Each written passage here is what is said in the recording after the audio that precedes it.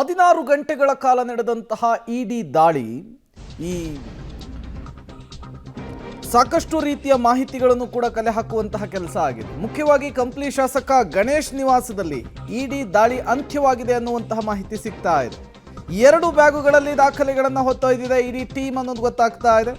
ದಾಳಿಯನ್ನು ಮುಗಿಸಿ 2 ಕಾರುಗಳಲ್ಲಿ ಇಡಿ ಆಫೀಸರ್ಸ್ ಹೊರಟಿದ್ದಾರೆ. ಬಳ್ಳಾರಿಯ ಕಂಪ್ಲಿ ಪಟ್ಟಣದ ರಾಮಸಾಗರ ರಸ್ತೆಯಲ್ಲಿರುವಂತಹದ್ದು ಗಣೇಶ್ ಅವರ ನಿವಾಸ. ಸತತ 13ರಿಂದ 16 ಗಂಟೆಗಳ ಕಾಲ ತಲಾಶನ ನಡೆಸಿದ್ದಾರೆ ಆಫೀಸರ್ಸ್.